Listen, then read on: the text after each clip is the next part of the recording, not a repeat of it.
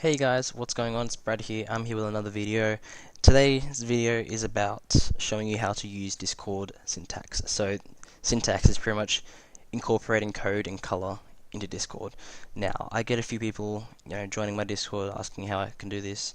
They struggle with kind of doing it. So this video is pretty much dedicated to showing you how to do it. Now, if you want, a full list of colors and whatnot, you can join my Discord. There'll be a link in the description and whatnot. But and it's, there's a photo down here of how to do it and whatnot. But anyway, I'll show you a few examples so you guys kind of get the idea of it. So say this is the first example. Say if I wanted blue and I wanted to use acidic, I'd first go into whatever text channel you want, put 3 grave accents at the beginning, and then press enter straight away. Do not put any spaces after it whatsoever. Now, actually, if you're using that language, you want to put the language and then enter. Do not put any spaces after that language, otherwise it will not work.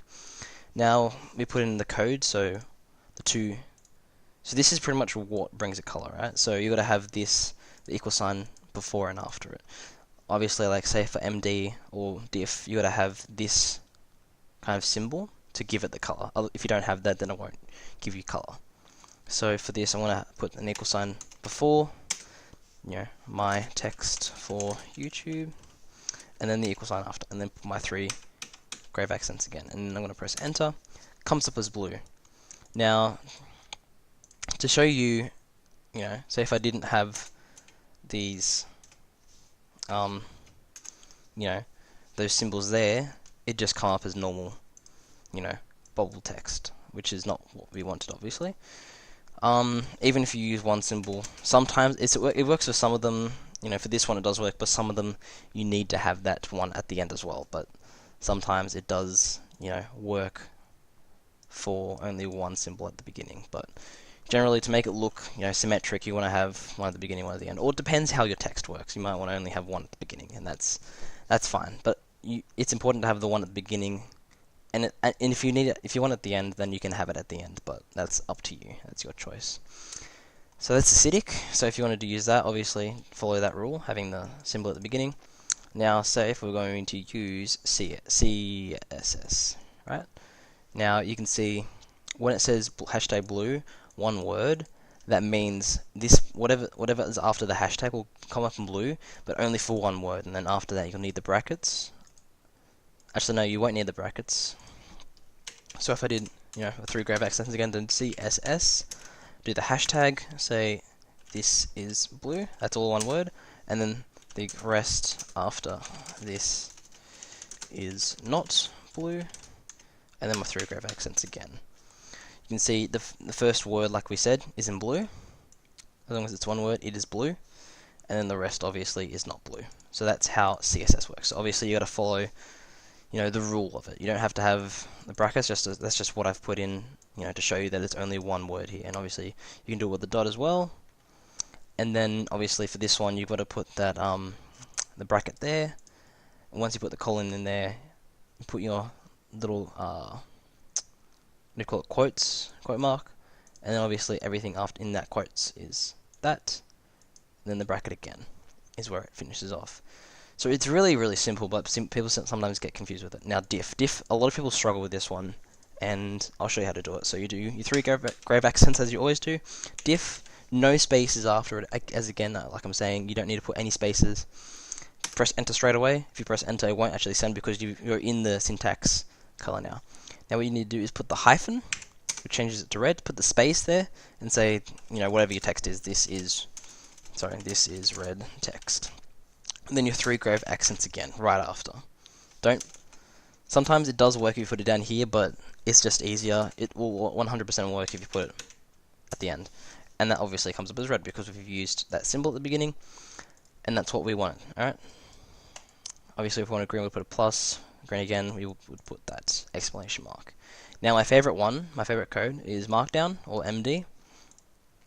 Now, again, just follow the symbols, right? So, say if we wanted cyan and orange, both in brackets, right? We'd go down to YouTube, so general, 3 grave accents again, type in MD, enter, put our bracket, which is our symbol, type in green, you know, just for as an example, bracket, close bracket, so close it up, enter a new open bracket, say red, and then, oh, I think it's orange, but I'd forget. Orange, close the bracket again, and then the 3 grave accents behind it as well. And that comes up like that because that's the code, that's what we need to put in there. Obviously prolog, if we wanted to have orange without any symbols, just have everything as capitals. So obviously if you're going to do it here, say prolog, if you don't have any capitals saying this is not orange text, it's not going to come as orange because you haven't followed the code, you haven't put in the capitals at each beginning. It doesn't matter if you put it at the first one, it's not going to carry on because all of them have to be capitals. So if we do that again, prolog, we do this is orange text. See how I've put everything at, like, every beginning word as a capital? So then when we do it now, it'll come up as orange text. So you just got to make sure you're following the code or the symbol in front of it to make sure that you're getting, you know, if you're not doing that, then you're not going to get to what you want.